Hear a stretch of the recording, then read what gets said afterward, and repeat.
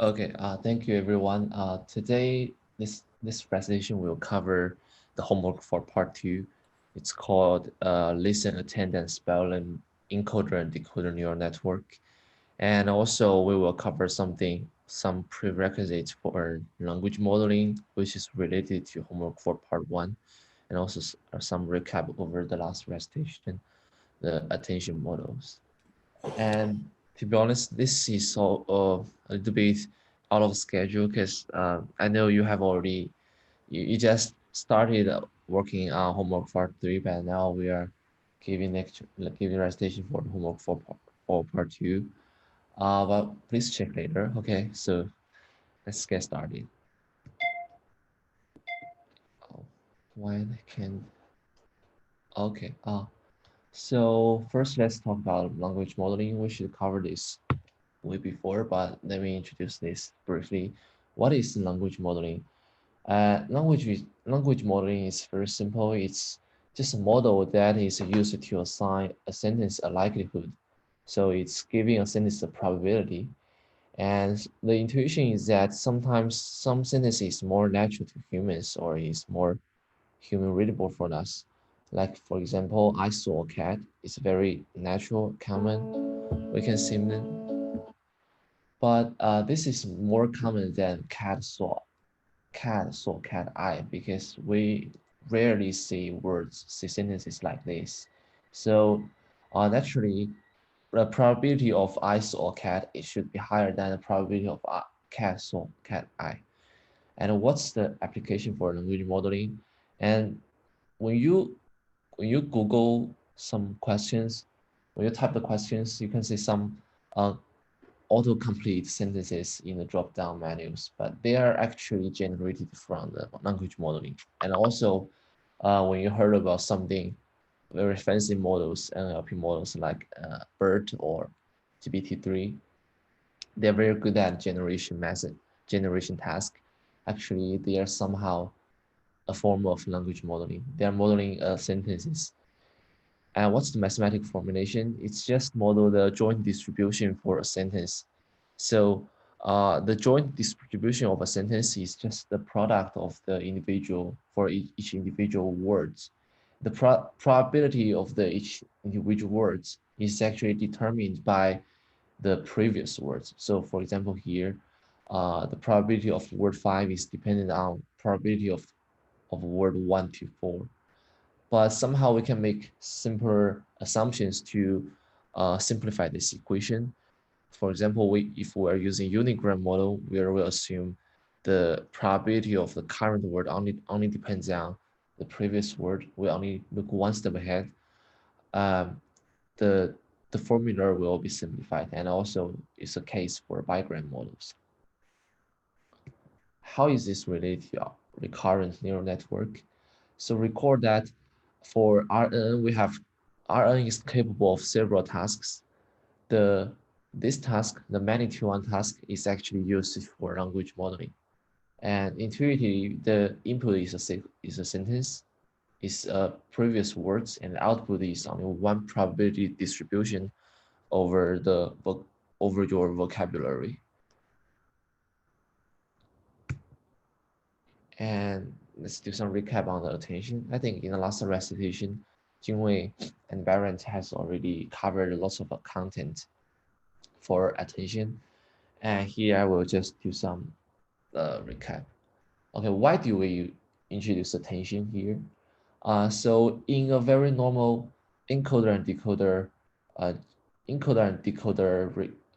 RNN architecture, we have one encoder and decoder, and the encoder will take a sequence of inputs and output a hidden state.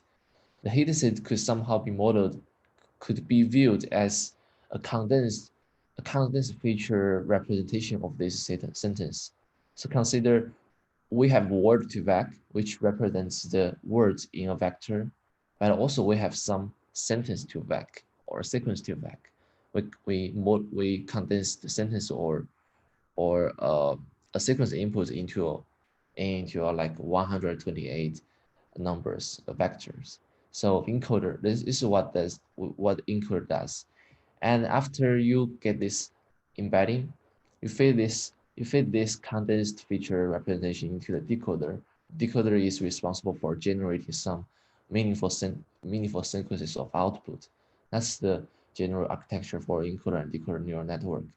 However, this is problematic because for the decoder, the the feature representation generated from the encoder is not informative enough because it's only 128. For example, 128 numbers. It's not informative enough. And also the hidden states will only fit into the decoder in the first time step. And afterwards, the hidden states is only dependent on your previous time step. This is a problem, and people just introduce the attention to solve this problem. And attention is introduced here to get somehow like a context information over your all the encoder inputs. So if you have a sentence, if this is a sequence to sequence model like motion translation, you can get a context from your input sentences. The way it works is that for each output timestamp, for each out for each decoder timestamp, you have some hidden states which is generated from your previous timestamp, and this hidden state is used to calculate your attention weights over all the encoder inputs. You get some weights, and then you use these weights, attention weights, to aggregate all the hidden states from the encoder hidden states. And in this way, you have some global view, global context information for each time step of your decoders. So the input of your decoder will be concatenated with the context information aggregated from your encoder, and these two concatenate together will generate very good performance. That's the intuition for attention network. And one instance for attention is dot product attention. So it's very similar. It's very simple. It's just similarity, like what you did for quasi similarity score. You product each other to calculate some similarity score. And in a very general attention framework, we have Q, key, and value. So these three concepts are normally introduced. I normally introduced in a transformer architecture, but then extended to form a general architecture for attention network. There are many variants for attentions, but generally the overall architecture is the same. You always have query, key, and value. For the query in the encoder decoder framework, the query is the hidden state generated from the decoder output. The key is the hidden states generated from each time step of your encoder. The value also is a hidden state from your encoder part. And I list some dimensions for all the keys, queries, and values. And please check later. I have a lot of words later in the slides. I try to make this recitation self-contained. I know some of you um, don't watch the lecture, but just read the slides. And I hope that you get as much information as watching the slides. Okay. What is listen attended spell architecture?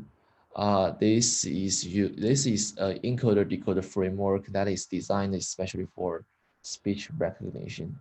It composed of three modules: listener, which is which acts like an encoder; speller, which is a decoder. Also, it's a language model, and also we have attention. This is the simplest attention dot product. So for the listener, this is a little bit different from what you are implementing now. You're implementing in homework 3 is just normal LSTM or bidirectional LSTM, but for the listener, we're using a pyramid by LSTM. This is a little bit different. So what does pyramid LSTM? It means that the shape is not, so previously in normal LSTM, you have one input and corresponds to one output. However, in pyramid by LSTM, you have T input and only T divided by 2 outputs for each PLSTM layer.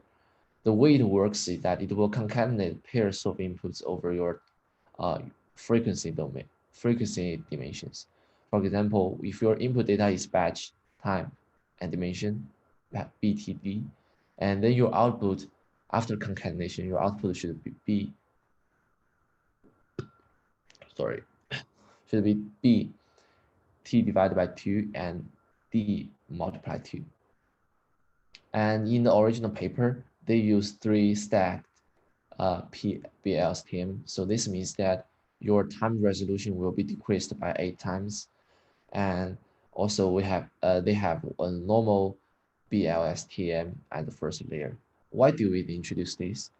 The intuition is that for humans, the utterance is very long. It's like 1,300 or 1,700 timestamps. It's too long for RNN to generate a condensed version. Also, recurrent network is suffering from some problems, saturating and vanishing. So they try to decrease the timestamps without losing much information. So in machine translation, you cannot do that because one word should correspond to one output. But for audio recognition, you can do that because the signals somehow they have noise, and also somehow in the timestamps they overlap with each other. When you generate the spectrograms, you are using some window sizes, they will overlap each other, and that's why they decrease the time resolutions. There are some variation for this model recommended in the former paper. So it's regarding the attention. So previous I said the key value, and queries, they are all just the raw hidden states, but they're suggesting you could use some MLP layers to project your hidden states into different dimensions to make sure to disentangle the key and queries. So each concept will have their own representation. Key has their dimensions and has a unique value. Well, we'll talk this later. What is a speller? Speller, I think it's just language modeling. So even without encoder, your speller should just work as language models. Your input is just it's just a current word, and you're trying to predict the next word. But the difference is that here the decoder is not predicting your next word over only given the information of your previous word, but also given the information of the context. It's the phonology information. So it's like syntax information plus phonology information to generate your next word. Oh, sorry, it's not next word. In the original paper, they are modeling this using character level representation, so it's not a word level. Wait, could you take that again? Oh, which part again? Uh, you spoke about something about phonologies, but I Oh, oh, don't fully understand that. okay.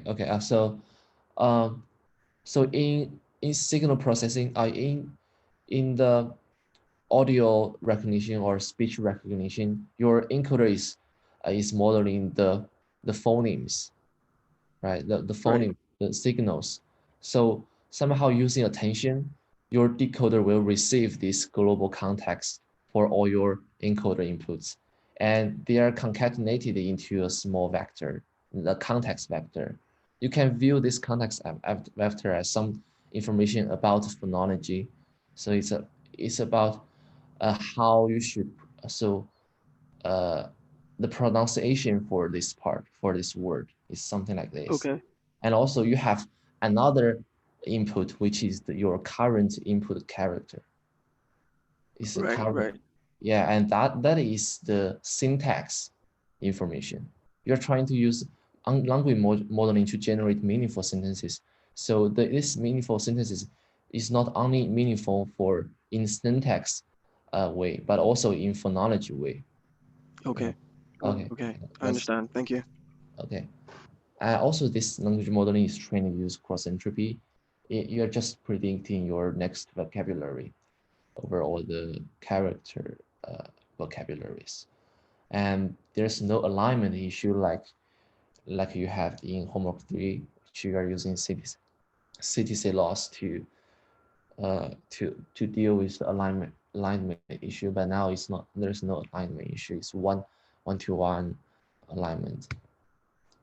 So attention, mm, I think you covered. I have already covered this, but I can introduce some. So previous I said instead of using the raw hidden states, you can add some MLP projections to change the dimensions. So the way it works is that so the original key and value and queries, they are raw hidden states. For example, they are 128. And then you can, for example, you want the key dimensions to be 6 and 4. You want a more condensed version of keys.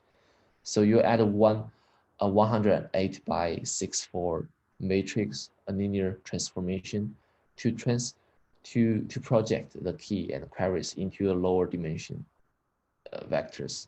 And also you keep the hidden states at the values, or you can just add another projection to change your values. And this way you can disentangle or decouple the key and the values. Key and query, they should correspond with each other, but key and values, they are not, they could not, they don't need to be the same. They could be different. And this is similar to, I think in the last recitation, we talked about scaled dot product attention. I think it's something related. So putting it all together, this is the whole architecture for LAS. The decoder is using two-layer LSTM.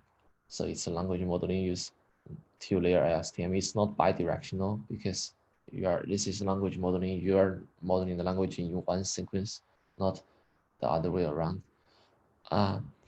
Also, decoder input at every time step is concatenate character embedding and attention context vector. So this is what I previously said, the syntax information plus the phonology information. You can also use the initial context of 0 for your first time step. And also you can use parameterized or nullable weights for your first hidden states, but it's not recommended because 0 is already good enough. The paper suggests that concatenating attention context with the final hidden value for a character distribution. So this means that you have a context and also you have character embedding, output character embedding. One method to pull them together is to add or other things, but they're suggesting you concat them. So you have a longer representation for each time step. And training this whole architecture is difficult because this encoder decoder framework is naturally hard, but you can train them in a separate way. You can firstly train your decoder without the context information. So just assume that you have no phonology information. You just zero padding all your phonology information, and you are training a solely language modeling over the transcripts you have. So in this way, so say you got a very good language modeling, it could generate very meaningful and human understandable sentences, even though those sentences are not meaningful in a phonology way, does not have some uh, does not correspond to some um, speech signal input. And then you initialize the whole architecture, and then you initialize the decoder modules with your language modeling. You like initialize your weights using your trained language modeling, and this way, um, and then you train them end to end. So you have already got a very good language modeling. So this way, your model could converge faster than if you train it end to end. You can train it end to end. You can pray to God that even though you are not using language modeling to train it, you are not training a language model solely, but the whole architecture could still uh, be powerful enough to model somehow like a language modeling. But this is very hard. It's easy to implement because you just to implement the whole architecture and you click the train button and everything you leave it to the dark architect technology. But you take the risk of debugging of a very hard and monolithic model because uh, based on my own experience, I spent like more than 1 week on debugging this. I try end-to-end training and I spent over 1 week on debugging. And also I rewrite the whole architecture for 2 times. It's very hard to identify, isolate the bugs. So usually you train it for like 3 epochs, it doesn't work. There's no errors. You don't know why. But you have to, so you will harass many TAs like us this semester, and they don't know why to. So the only thing you can do is to follow the instructions, rewrite the whole architecture. Maybe you got correct this time. Okay. So let's talk about some implementation details. The first one is the handling of varied lengths. I think you got some ideas from your homework 3 part 2. You have to pad and use some unpack things. But this is a little bit different for LAS because you're using language modeling. Uh, so in the language modeling part, you are generating different lengths of sentences. So you cannot backward use you cannot do the backward propagation over all the sentences because remember you pad all of them. You cannot. So for example, I can exit share screen and then do some annotation. So make sure can you all see my annotations? Yeah, Yes. we can see it. Okay, so in the batch, because we are always processing all the sentences in the batch. In the batch, some sentences have different lengths. So now we have 3 sentences that have different lengths. So we have first thing we will pad them to form a tensor. But when we do the back propagation, we have to make sure this parts does not back propagate. So what we do is that we will firstly use cross entropy loss. The reduction method is none. So this part is mean by default. So what you get is a concrete value. But if you're using none, you get a matrix over I think it should be batch T matrix. Batch T matrix. Okay, agreed. So here you have to generate a mask. Also is also batch T, which indicates which part you want to do back propagation. How this mask, you will zero out all the padded values. So some batch, some sentences is not long enough. You have to zero out all the loss function or all the loss values after their length. So you get my point. Okay. And another thing is that because we have varied lengths, in the training time, you know the sentence length. You have CS1, but in the inference time, you don't know. You don't know how long your sentences is. So you have to add some special tokens. This is the end of sentence token. Also, you have a start of sentence token. So you can only rely on, you have to firstly process your sentences to add some special tokens before and after your sentence. And then you only rely on this token to stop your generation at the inference time. Okay. And also is yeah, I think yeah, that's all. Let me show you. Okay. So, oh, move.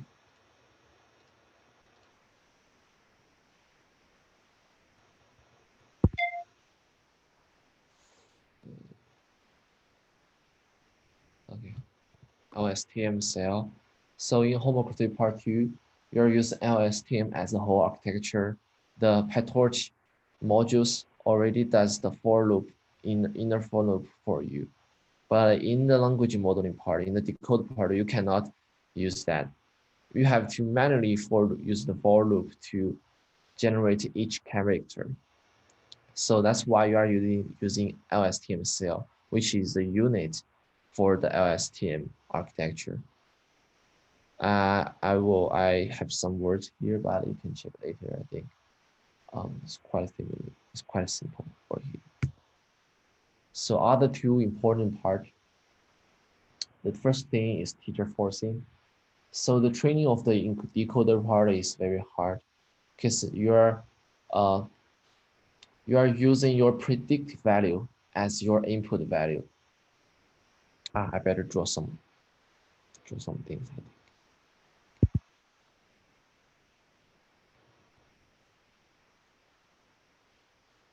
Yeah, so this is the decoder part. You're predicting something, a distribution over all the characters, and then you go to the next time step. You put forward the hidden state, and then you do the argmax to try to find the predicted value, and then you feed it as your input.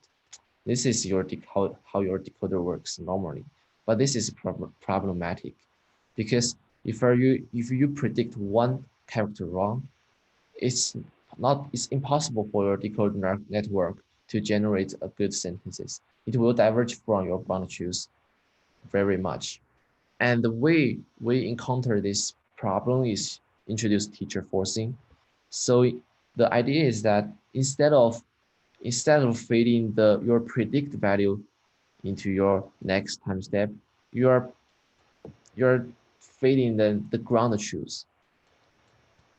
You're feeding the ground truth. So regardless what you are predicting here, it's used for your back propagation. For your next time step, I will not use your predict values. I will just use the ground truth. This way, this acts like a teacher who always give you the best answer. Not best answer, who always give you the true input, right? This will ease your burden of training the decoder part. And also, you have to do this in a probabilistic way. You cannot use teacher forcing at every time step, otherwise your model will totally overfit. So you have to do it with a probability p, I think. So if you're using you have if you're so the intuition is that if you're increasing the teacher forcing rate, so the higher the teacher forcing rate, the more likely you are fitting the ground truth.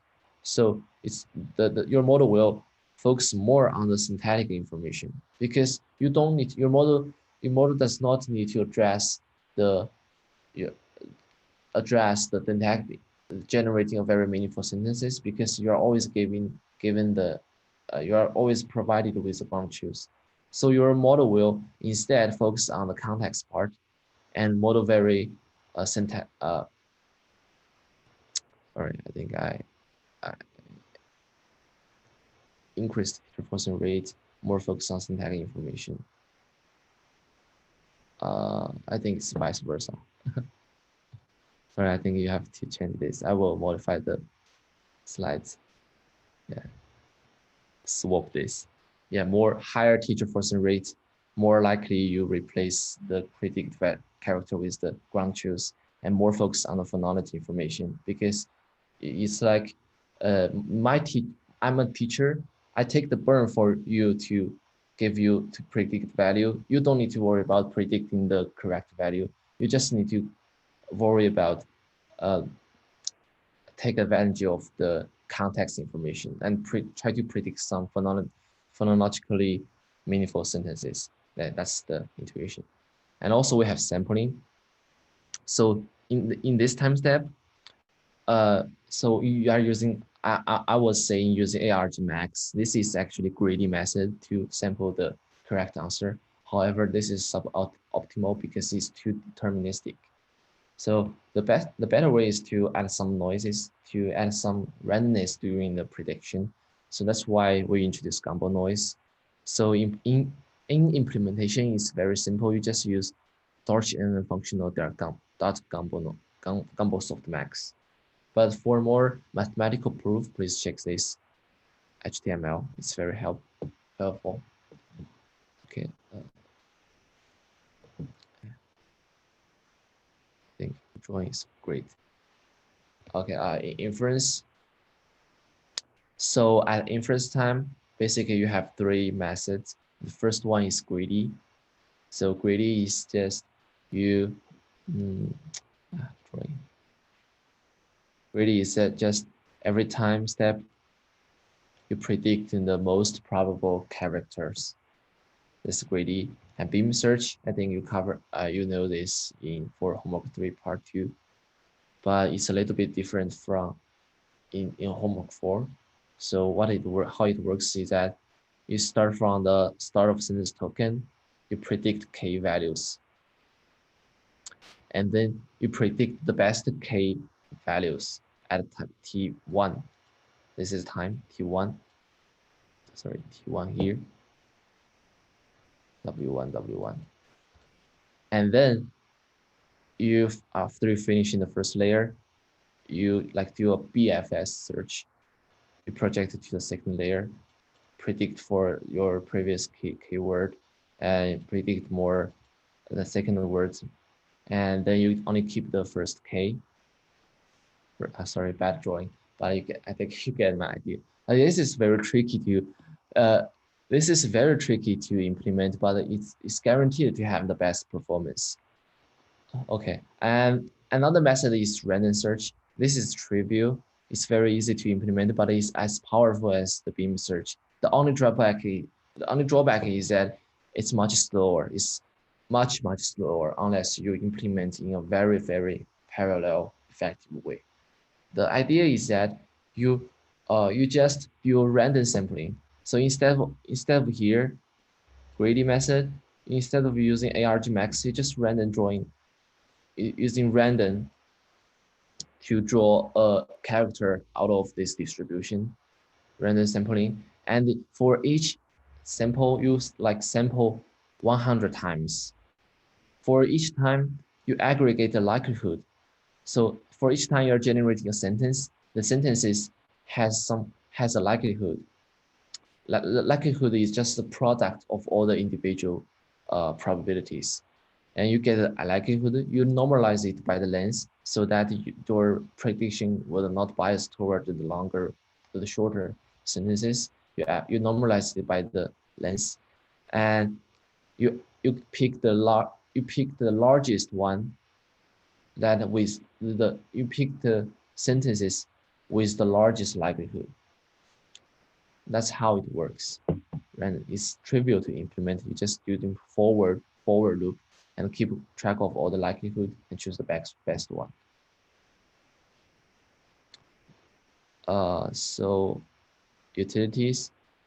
This is some useful tools which will be used for you to debug the, let me clear drawings.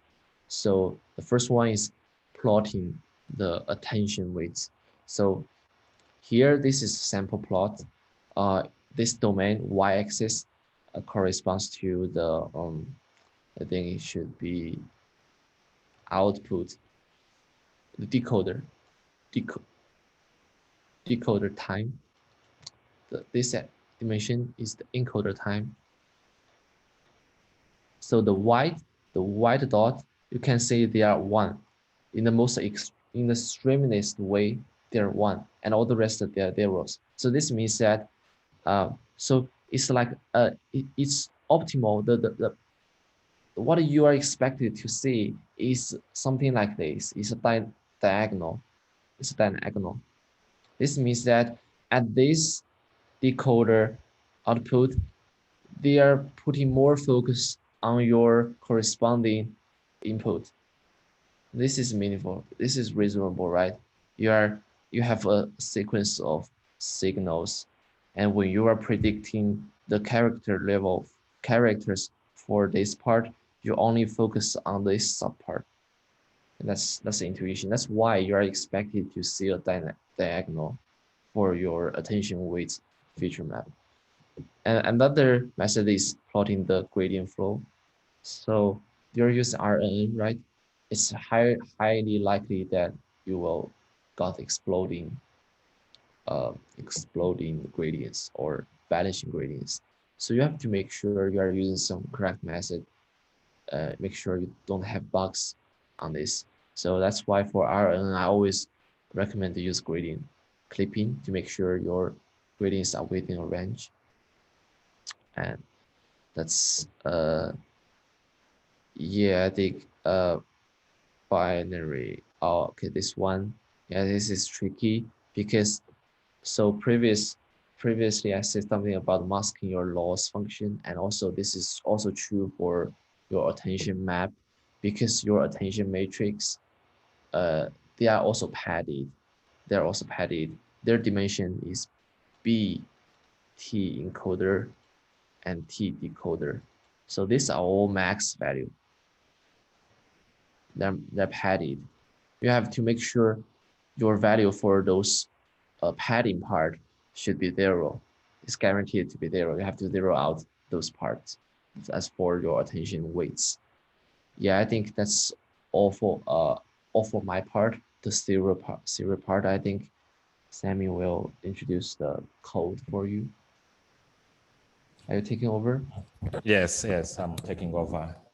Thank you for introducing this part. Let me share my screen so that you can see my code.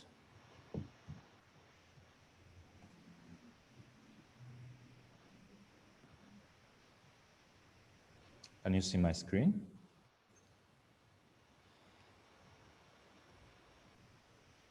Anyone is seeing my screen?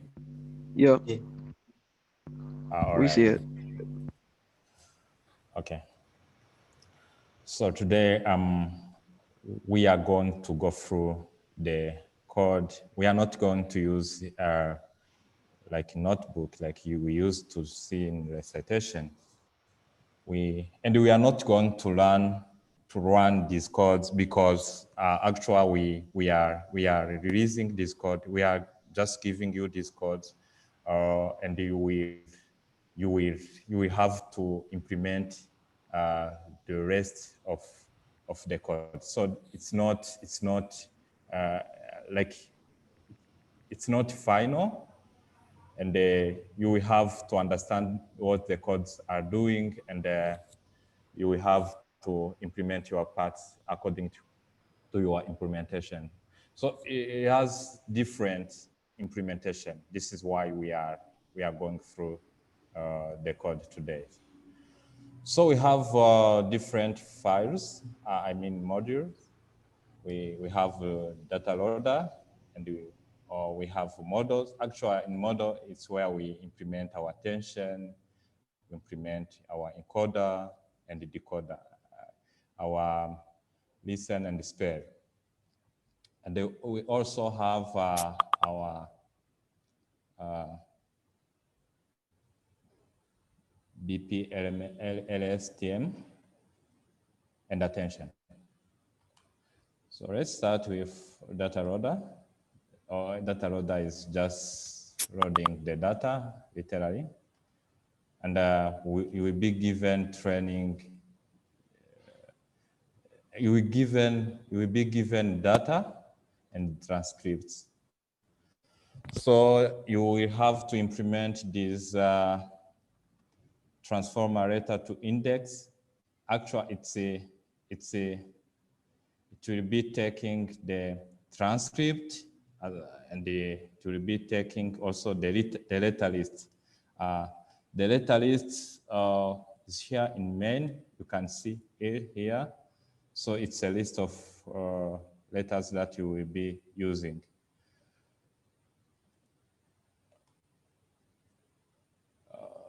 You will have also a function to to create dictionary. So we have to implement this one as well. We have also speech to text dataset class, which is transforming speech into the text. So you will have to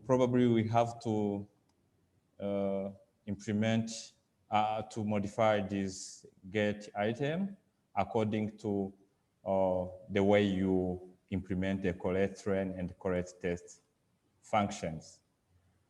Correct training return, it will return a padded, like in homework free part 2 or homework free part 1. The way you return the padded speech, the padded sequences. So it's the same way that you will implement this one. Or let's go straight to our models.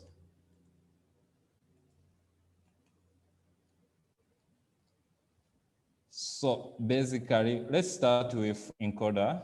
Encoder is taking our utterance as input, and it will map to the project it to the key value, the key and value that we will put into the decoder and the attention as well. So as Adam said, we are not going to use LSTM in this network because of the issue mentioned. He mentioned before. So here we use this our pyramidal BLSTM. So we implement it. We have to implement it first so that we use it in the encoder. So this one, if you use, you can use as recommended 3 pyramidal by LSTM, or you can feel free to implement your own version. So there is no rule here to follow. So you can use you can implement your own version of this PBLSTM. So after implementing this one, you will have to use it here, okay? So in your encoder, and the encoder will return the key and the value as mentioned. Okay, so I think here you will have to add some codes here and here.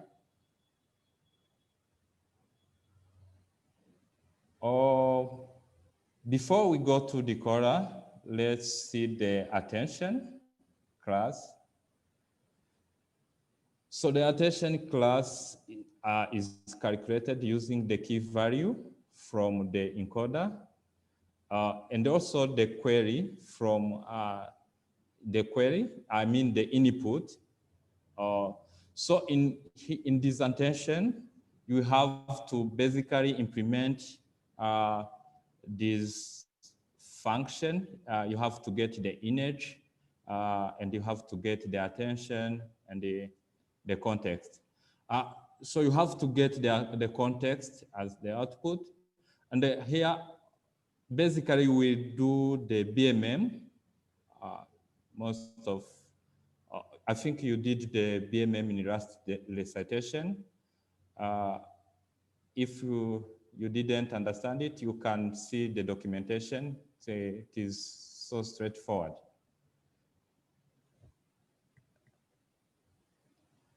All right. Yes, here we will be using the query from the decoder. I will be talking about it. Remember, in the decoder, we are not going to use the normal LSTM. We'll be using the LSTM cell. So the query is from this decoder. We have also the key and the value from the encoder, like every time step. And also, here also we will have to add the attention. I mean the mask. You have to do the mask on the attention. You have to be careful here in implementing this mask because of the padding mentioned. So you make sure you zero out the padded part. Okay, then you return the output, which is attended context, which is the context, and also the attention mask. Okay, that you can plot. So let's look at the decoder.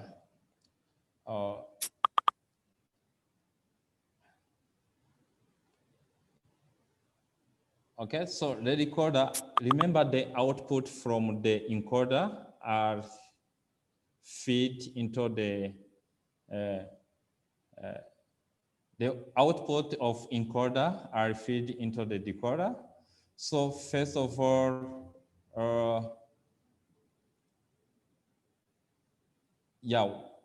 we have to look at this embedding layer, which is taking vocab size and the hidden layer dimension. Make sure the padding index is 0. This is the key. So our vocab size is this, but also we can use the vocab size from from this letter list for the character modeling. But if we are looking at words or sentences, we can use a different one. So we have LSTM cells, as mentioned. So the output from the first cell is fed to the second cell. We check if it is attended. If it is attended, then we create the attention. If not, we will be using values here. Those values will be inputted. And also we have a linear layer, which is giving us the probability distribution of characters.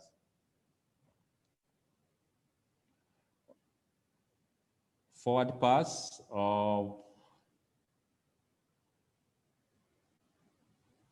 we look at, so in training, we are given sentences. We know the shape of the sentences that we are having.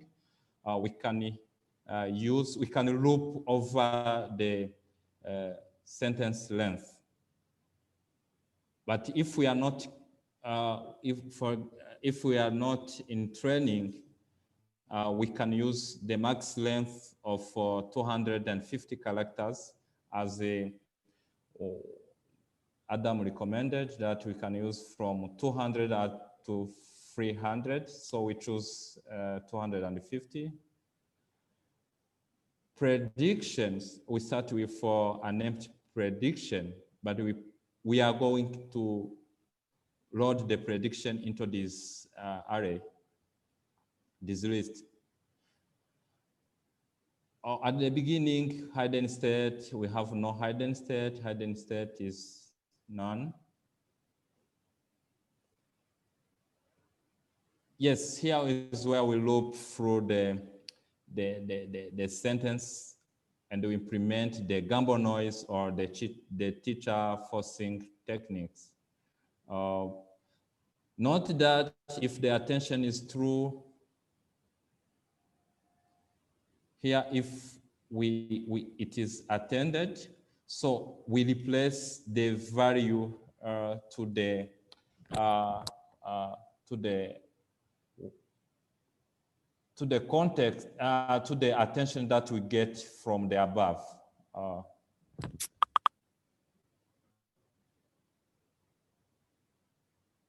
okay, so if you haven't implemented the attention yet, you can check the index and the break out of the loop. So be careful while implementing this gamble noise and the teacher forcing techniques.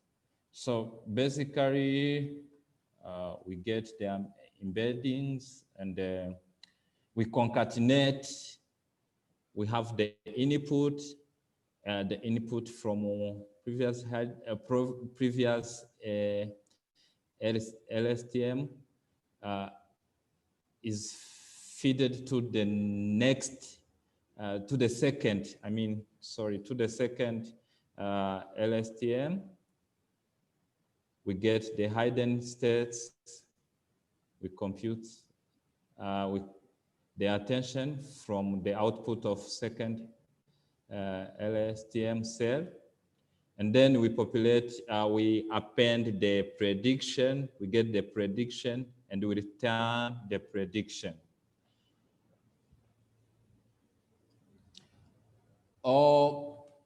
I think this decoder, you will have to modify this section, and you have to implement, depending on how you have implementing the encoder, you have to modify this section of codes to implement your decoder. So this sequence to sequence is like end to end, where we're having, we put together everything. It's like a lower model. So we get our encoder, we get our decoder, and then we have our predictions. Let me show you our main function. So this is where we get our character lists. We import we load our data from data loader, correct training, correct tests, transform data, and everything. We have our letter list. Note that we have our start of sentences and the end of sentence special characters, and also pad. So we use pad for the starting, because usually pad we encode it as 0. So we have our model. Remember that we have to use.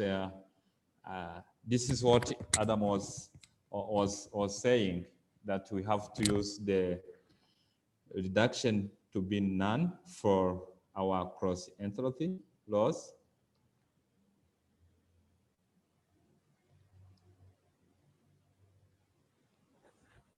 All right, then we train our model, and then we get the results. So basically, you have to implement this. This is not everything. You have to implement this section from the training and the testing, and also this one. Here you can also plot.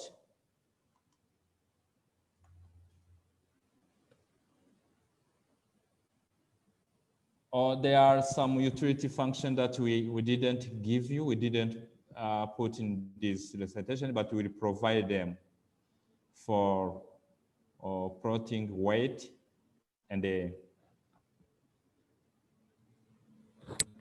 yeah, for plotting, yeah, for plotting the weight and the Dutch graph that Adam showed you. So, let's go to trend test. Trend test also, yeah, it's challenging because there is no code provided, but we gave you the pseudo code here, step by step, line by line. Here you will have to import some necessary function or module.